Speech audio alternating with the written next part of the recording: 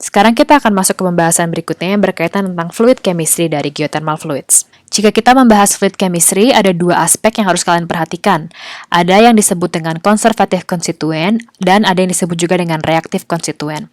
Nah, konstituen ini biasanya nggak serta-merta harus elemen, tetapi juga bisa berkaitan dengan senyawa, konstituen atau zat yang tidak mudah bereaksi dengan sekitarnya. Sedangkan kalau reaktif, dia lebih mudah bereaksi dengan sekitarnya. Karena yang konservatif tidak mudah bereaksi, biasanya elemen-elemen yang konservatif ini bisa memberikan informasi yang berkaitan tentang origin atau sumber dari fluidanya. Karena ketika dia sudah masuk ke fase fluidanya, biasanya dia stay di fase fluidanya. Contohnya seperti Cl atau B atau Ar atau O18. Adapun reaktif konstituen ini seperti yang sudah saya sebutkan sebelumnya, dia mudah bereaksi dengan batuan sekitarnya. Makanya biasanya konstituen ini dia digunakan untuk merefleksikan keadaan dari sistemnya, baik itu dari segi temperatur, tekanan, dan komposisi fluidanya. Dia punya kecenderungan untuk bereaksi dan berekilibrium dengan konstituen reaktif lainnya seperti misalnya batuan atau mineral. Contohnya kita punya SO4 atau sulfat, sodium, K, Mg, Ca, dan SO2. Kalau kalian memperhatikan di sini, ini adalah biasanya elemen-elemen yang merupakan penyusun batuan. Fluid chemistry ini nantinya bisa kita gunakan untuk menentukan misalnya sumber, genesis, umur, dan sifat fisik dan sifat kimia dari fluida panas buminya. Contohnya kalau kita mau menentukan source of fluid, kita bisa menggunakan analisis isotop atau dari komposisi Cl atau B. Kalau kita mau menentukan geothermometer atau temperatur reservoir, kita bisa gunakan komposisi Si, Na, K, dan lain-lain. Kita juga bisa mengevaluasi kualitas dari fluidanya berdasarkan komposisi dari Si, Al, arsenik, raksa, dan H2S. Biasanya ini kita lakukan analisis atau evaluasi fluida geokimianya ini berdasarkan dari konsentrasi dari elemen atau isotop atau bahkan senyawa. Ada 5 tipe fluida panas bumi yang harus kalian ketahui.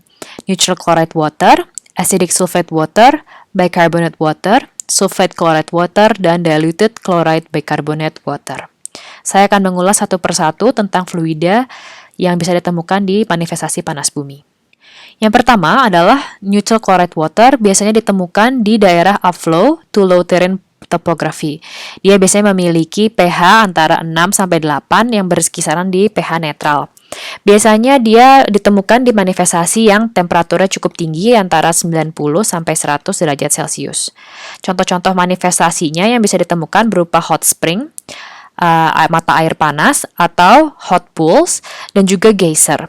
Biasanya di sekitaran manifestasi ini ditemukan silica sinter. Jika kita sandingkan dengan penampangnya, jadi ini adalah penampang untuk low relief topography, untuk geothermal play dan geothermal sistemnya. Jadi biasanya alkali chloride water ini ditemukan di sistem yang merupakan direct discharge. Dia merupakan kolam yang biasanya berwarna biru, memiliki pH 7 dan temperatur yang cukup tinggi. Tipe fluida yang kedua yaitu adalah acidic sulfate water. Biasanya ditemukan di geological setting seperti upflow, tipe CV1 atau high relief topography. Dia biasa memiliki pH antara 2 sampai 3, cukup asam, dan temperaturnya tergantung dari lokasi outflow atau outflow di geothermal system tersebut. Biasanya acidic sulfate water ini muncul dikarenakan adanya near surface oxidation, reaksi di dekat permukaan antara H2S, air, H2O, dan O2 dari atas permukaan atau dari atmosfer. Biasanya tidak ditemukan deposit di sekitar manifestasinya dikarenakan biasanya air ini sudah mendisolusi batuan di sekitarnya. Manifestasi permukaan yang bisa ditemukan bersama dengan air ini berupa hot water spring atau bisa juga hot pools. Tapi tidak menutup kemungkinan dia juga bisa muncul sebagai fumarole. Ini adalah penampang di mana biasanya ditemukan acidic sulfate water baik itu di high relief ataupun di low relief.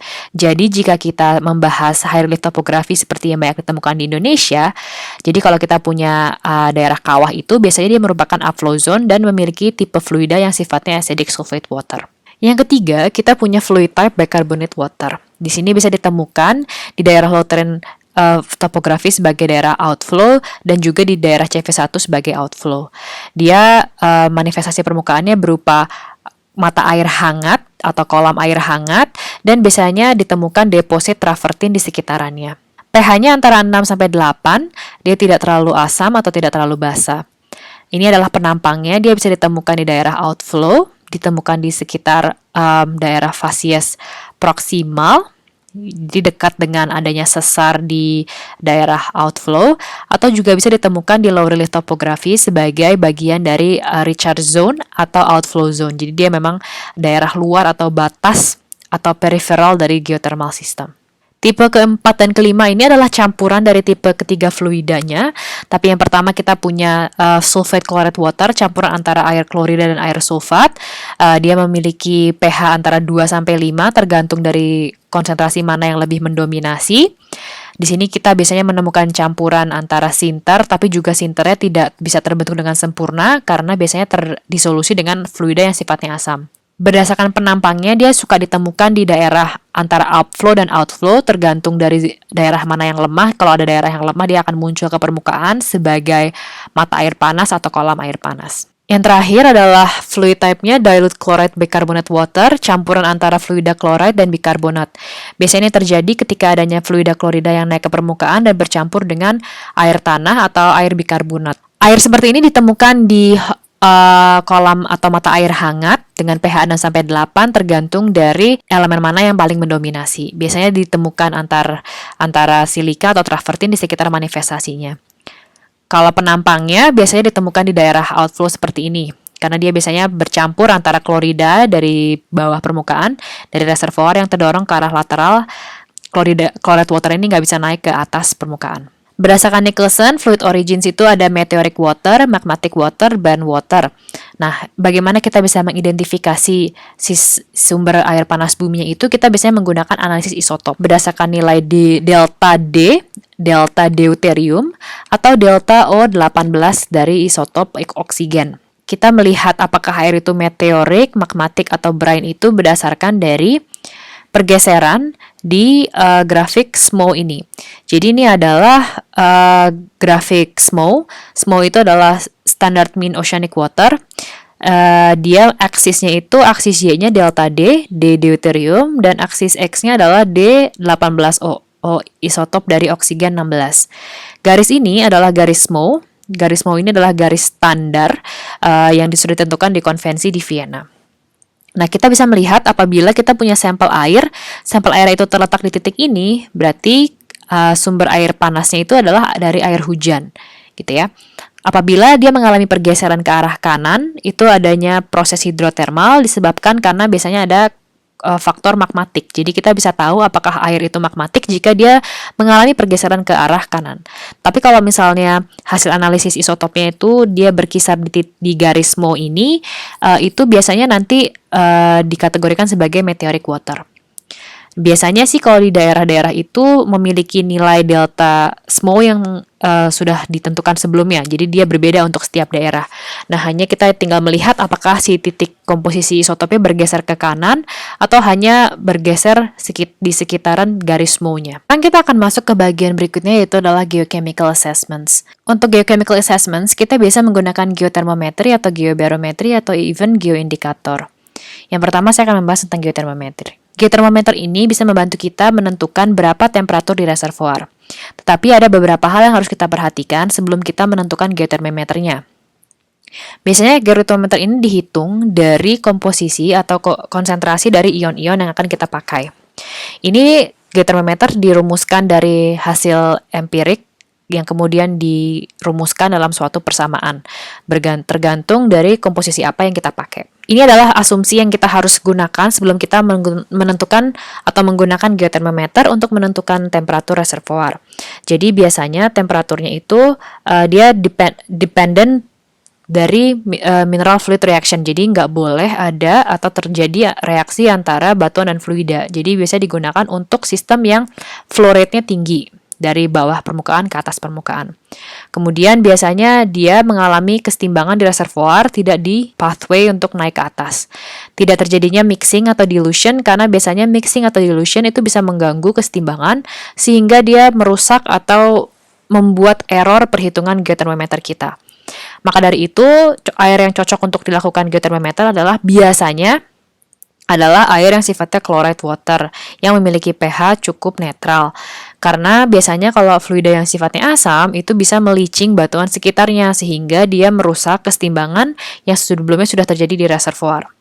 Selain itu, saline water, air yang sifatnya salinitasnya tinggi itu juga kurang baik untuk dipakai karena dia bisa mencegah terjadinya kesetimbangan antara fluida dan mineral. Walaupun demikian, kita tetap harus fleksibel. Jika kita punya acidic water, kita juga bisa menghitungnya, tetapi kita harus menggunakan asumsi-asumsi atau pertimbangan lainnya yang sehingga kita tidak membuat error yang terlalu besar ketika kita menentukan temperatur reservoirnya. Ini adalah salah satu contoh geotermometer. Kita punya geotermometer silika.